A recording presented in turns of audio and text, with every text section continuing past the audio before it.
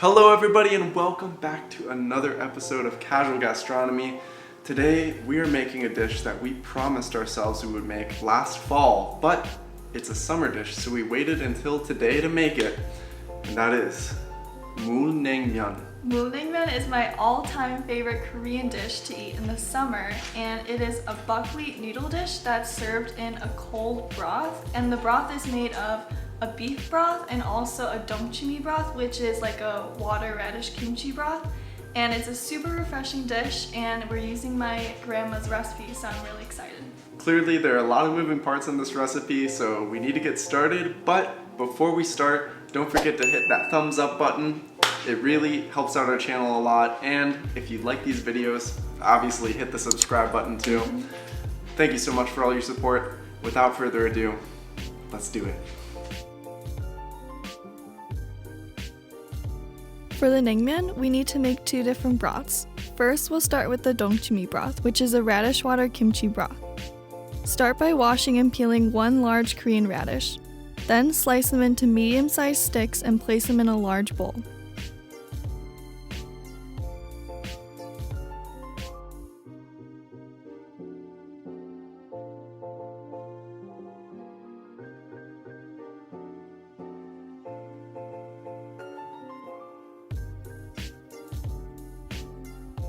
Add 2 tablespoons of salt and 2 tablespoons of sugar, mix well, and let it rest for about 30 minutes. This will help soften the radish. Then rinse the radish to remove any excess salt and sugar and set it aside while you make the Dongchimi brine. In a blender, combine 5 cups of water, 1 tablespoon of salt, 2 Korean pears, 1 apple, 1 onion, 3 cloves of garlic, and a 1-inch chunk of ginger. Our blender is small, so we had to do it in 2 batches. Once it is pureed, strain the brine and discard of any leftover chunks. Then add the brine into the container with the radish.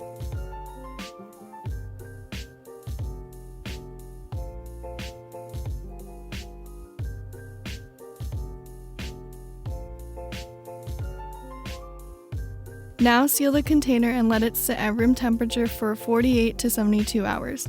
You'll start to notice bubbles form after about a day. That means it's fermenting well. After 48 to 72 hours, you'll want to store it in the fridge until you're ready to use. Next, we're going to make the beef broth. First, soak 1 pound of beef brisket in water for about 10 to 15 minutes to draw the blood out.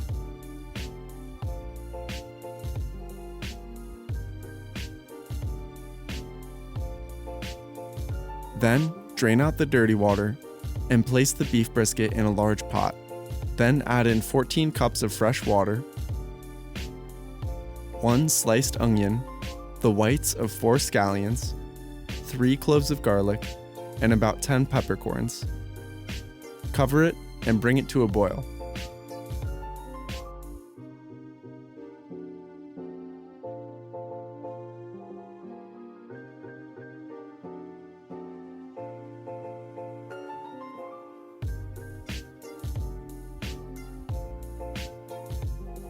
Then, remove and set the beef aside to cool.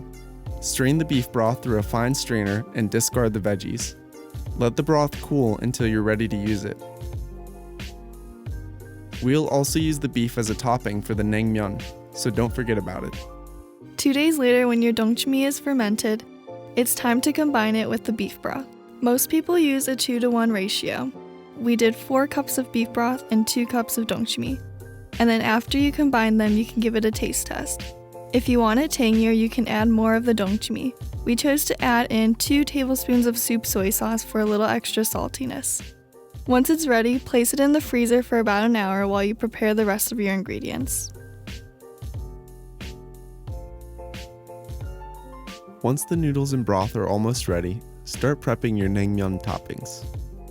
For our naengmyeon toppings, we're using Asian pear, cucumber, boiled egg, pickled radish, and the beef that we boiled from our broth. First, slice your cucumber into small discs and then cut those in half. Then, sprinkle on about a tablespoon of salt and let them sit until they're slightly wilted. Next, take the beef that was boiled for the broth, and slice it against the grain into thin strips. After that, boil a few eggs and slice the Asian pear into half-moon shapes.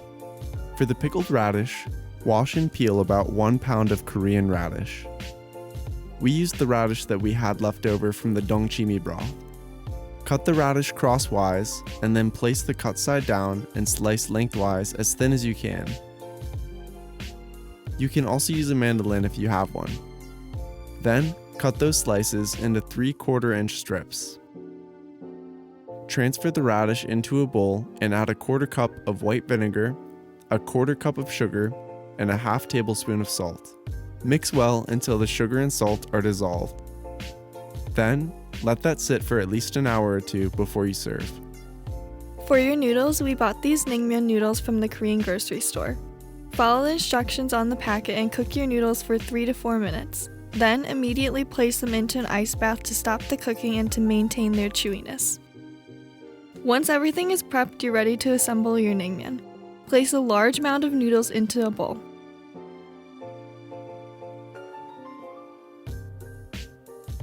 Then pour the chilled naengmyeon broth over the noodles. Top with the sliced beef, pickled radish, cucumber, Asian pear, and boiled egg.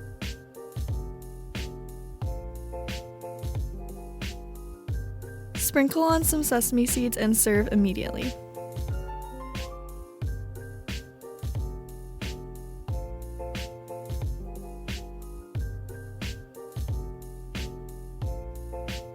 Alright, so here we are, 2 days later. We have completed Mul Naengmyeon. Smells really good, so I hope it was worth all of our hard work. Yeah, it actually has a very strong smell from that fermented radish. Yeah. Alright, I'm excited. This is something that I didn't think that we could make from home. I didn't think that we would actually go through with it, but Here we are. we did it. How do you do this? Do you just go with the noodles? Do you get a little bit of one of the toppings or multiple toppings? It's really up to you, I guess, yeah. Right now I'm just gonna go for the noodles and maybe a cucumber. They just keep going. They're all stuck.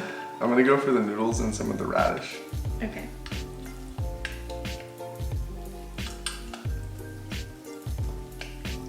I think a noodle just broke and got broth on my glasses. Alright. Alright, it's done.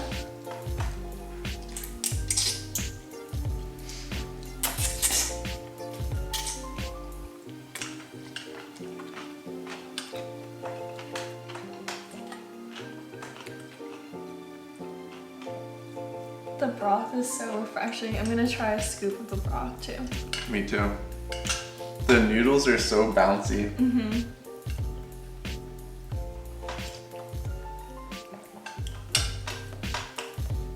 This is a great summertime dish. It's so refreshing, and then when you have the Asian pear and the cucumbers and the radish, it's just perfect. It's just full of bright, fresh flavors. Mm-hmm. The chilled broth is unique. It's unlike anything else that you eat in America, at least. Mm-hmm. Why don't we have anything like this? This is so good. It's so perfect to eat in the summer. Just I'm like on tempted a to hot just- summer day. I want to just like keep eating this, but we're being My thing. It's perfect. It's definitely perfect for like a hot day. You don't want to sit down and eat like a huge hot bowl of like ramen or something. And sweat. Yeah. You want something that'll cool you down. Yeah. Perfect. So tasty. It is a lot of work, but we also have a lot of leftover broth. Yeah. So once you make the broth, you can have it several times after that because it's such a big batch. We have more of the meat. We have more of everything, so you can make like several more bowls of this. Yeah. And all the elements are just like unique and flavorful, and they all create their own kind of interesting flavor combinations in one dish. So it's like you get multiple meals in one. Yep. This is really cool. Thank you for introducing me and our viewers to Naengmyeon. You're welcome. You're welcome. I don't fully expect you all to try this dish. Yeah. I What would if be- you're at a Korean restaurant? Maybe you can order it. Yes. Go and order naengmyeon at a Yeah. restaurant. This And, is more for us so we could check it off our list. This is our own personal hobby here. So we hope that you guys enjoyed this. Post a pic of your naengmyeon when you get it at the restaurant. Hashtag casual gastronomy, or just send it to us. We always look for your comments. And don't forget to check out the behind the scenes to every episode on our Patreon. And we'll see you in the next episode.